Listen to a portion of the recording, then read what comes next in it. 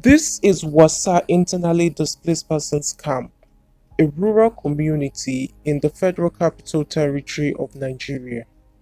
It has a population of 5,572 internally displaced persons and 821 households from northeast of Nigeria due to insurgency. About 70% of the total population are children and young women of reproductive age. WASSA has no well-equipped healthcare facility, resulting to the increased maternal mortality rate in the camp. Hi, my name is Margaret Bolaji Adebola. I'm the founder and executive director of Stand With a Girl Initiative SWAG. It's a youth led organization dedicated to ensuring that every girl in Nigeria, no matter where she's born or found, is empowered to achieve her maximum potential. One of our projects is the Welead project.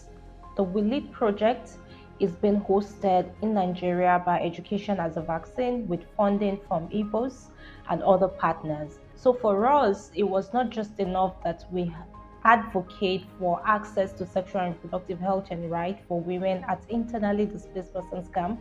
We wanted the women to advocate by themselves, but it was almost impossible to do so without being supported to do so. And that's why 30 women were selected, and we ensured that they were from the different divisions in the camp and they were trained to be able to advocate for their sexual and reproductive health and rights. So those women went through smart advocacy, gender-based violence, and family planning issues. And it was also communicated to them in their indigenous language, and the predominant language in the camp is Hausa. And those women were able to come up with work plan on how they intend to reach out, conduct outreaches in the camp. Honestly, there are several challenges in the camp. For example, with regards to family planning, before now, we had no information about it, and you would usually see women who have children less than 3 or 4 months becoming pregnant. So there was rampant unplanned pregnancies on the camp, and this has great effect on the child, as we see several children malnourished, also coming down with diverse health challenges because the mother is unable to take care of them due to the pregnancy status. Also, some have, even for some of the children, they've had to lose their lives, while some have narrowly escaped death. But with the introduction of this project, where we're being sensitized on family planning, many women now have understanding of family planning, and right after delivery, especially after the 40 days, after 6 weeks, they're able to go back to the clinic to take a family planning method. Truly, this has really helped us, and we're grateful for the sensitization. Also importantly is that we were able to pay advocacy visits, conduct advocacy dialogue with the Federal Capital Territory Primary Healthcare Board, as well as the National Commission for Refugee and Internally Displaced Persons in Nigeria, and other important stakeholders, including involving the media. And all of this were geared towards ensuring that internally displaced persons are able to have access to sexual and reproductive health and rights information and services. And to cap it up, we also conducted community sensitization with over 250 camp members. A duk ka aure guda biyu ai zarafin matanka ne ka ci wannan ba daidai bane ba ma son haka gaskiya. A wallahi akwai baka sa ba zina ka kashe ta fa. Akwai ba dadi baka sa muna da kungiyar swag bane a wannan waje. Wallahi za mu kama ka. Sun riga sun hada mu da police za mu je mu yi report za mu kama ka. Akwai police ba. Ina police don Allah ki zo da. And this activity was geared towards ensuring that We dispel myths and misconceptions as it relates to sexual and gender based violence as well as family planning. And the interesting part of it was that the sensitization meeting was led by those women who have been trained to take ownership of their sexual and reproductive health and rights, but importantly to also advocate for same for other women. We got an independent donor who supported with business grant for the women, and those women were empowered to be able to revitalize their businesses or promote their businesses. And we've seen over the years how access to economic empowerment also increases the agency of those women and their ability to make key decisions in their homes. And we're excited that we're able to support those women. And it will be good to and great to hear from those women as they share with you their experience on the Welead project. Economic empowerment was very, very helpful, especially when we were given a business grant of 20,000 naira.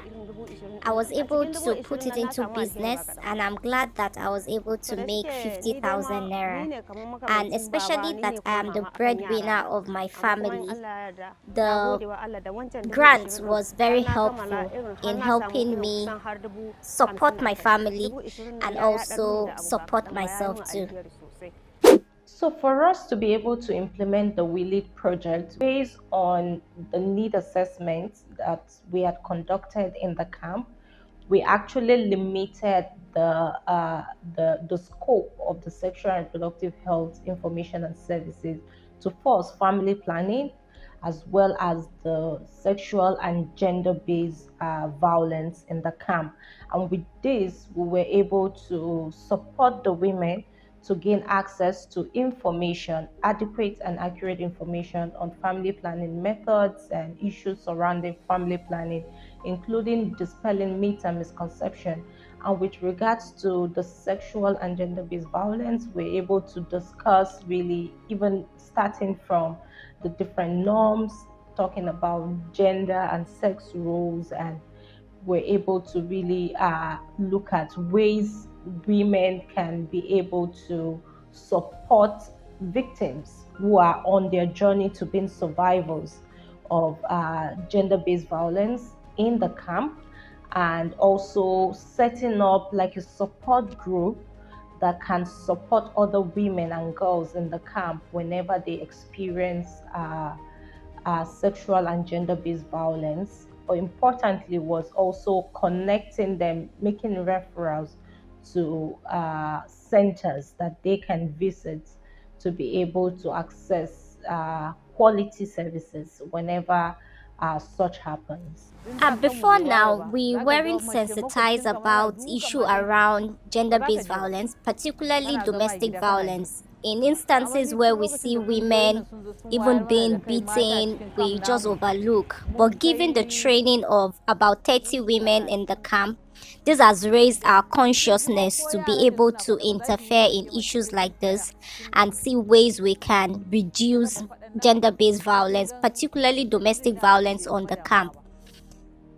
Even for me personally, for several years, I had no idea about the different forms of gender-based violence. But with the coming of Stand With a Girl initiative SWAG, they were able to sensitize us on the importance of being able to discuss gender-based violence. I am particularly grateful because all forms of gender based violence, particularly rape, has really reduced in the camp. Particularly our women who didn't know their rights before now. But with the coming of the organization, they've been sensitized on issues on gender based violence.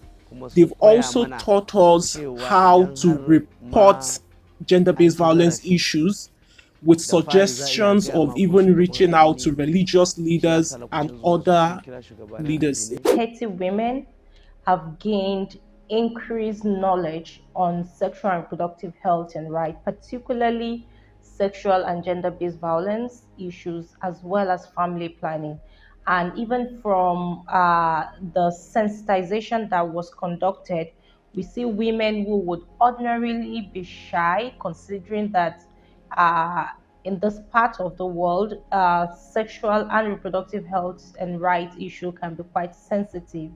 Uh, and these women are able to speak up for their own rights and even encourage other women to do the same. And this we feel is very laudable. Another success recorded, it's the sensitization of over 250 camp members on sexual and reproductive health and right information and services.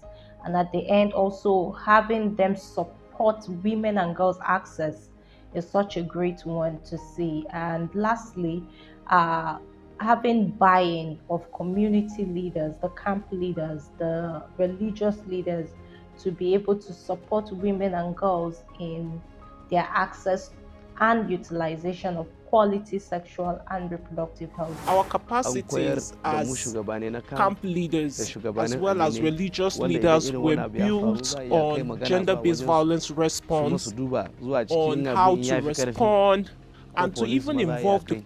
police when So necessary. dama mu duk irin wayan But abubuwan before gaskiya now, damu ba mu we all as ba mu leaders in san the da shi camp ba. did not know all Amma of yanzu this, muna but we're godiya very grateful mun koyi shi ko because we've kuwa zan ce learned mun samu so ilimi much a kai. about gender-based Sa'annan violence. kuma Also, ban I san ma was dama never a san aware mata ma suna that iya men ci also zarafin can be maza ba. violated. I can see that there are different posters that really talk about preventing gender-based violence on different doorposts on the camp, and I know that people continue to look at it whether they read it now or later, but given the sensitization that we've given on gender-based violence, we've seen a reduction in of a truth, gender-based violence has really reduced at IDP camp in WASSA. Before now, men will beat up their wives, but now they are afraid.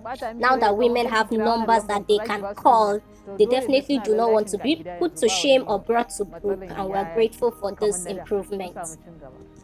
And the support we've also received from the external stakeholders, particularly government, speaking about the FCT Primary Healthcare Board, the National Commission on Refugees and IDP, as well as also the SGB referral centers. We continue to have strong partnership and look forward to them implementing their several commitments that they have made during the advocacy visits.